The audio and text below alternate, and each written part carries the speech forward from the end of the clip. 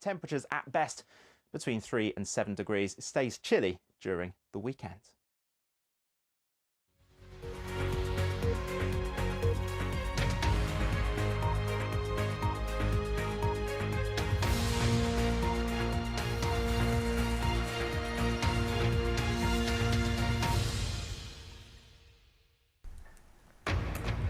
This is BBC News with the latest headlines for viewers in the UK and around the world.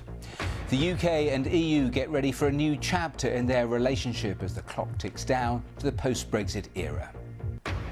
The highly infectious coronavirus variant that was first identified in Britain spreads to the US, with a second case being found in the state of Colorado.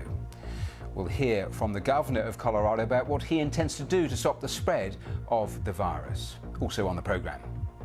China approves its first home-produced coronavirus vaccine for general use, claiming it's nearly 80% effective.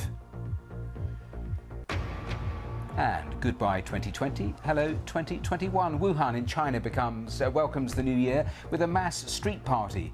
But across the world, celebrations are being scaled down due to the pandemic.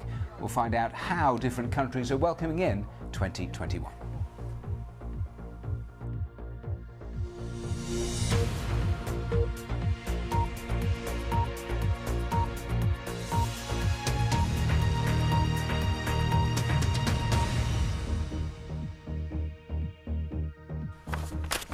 Hello and welcome to BBC News. All of those stories in a moment, but let's start with those New Year's Eve celebrations. The countdown was still hours away in Europe, but many countries have already brought in 2021. Have a look at this from Australia.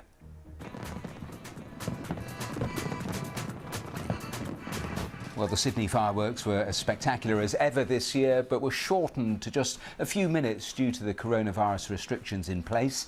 The centre of the city was closed to most people, and only those with restaurant and hotel bookings were allowed in to limit the spread of COVID-19. To Taiwan, where they saw the new year in with a huge fireworks show at the 101 skyscraper. To mark the new year, the city allowed 40,000 people to attend, half the normal number. Meanwhile, in Bangkok, eco-friendly fireworks made of sticky rice brightened up the sky to see in 2021. Surges in coronavirus meant outdoor celebrations had to be scaled back from the original plans.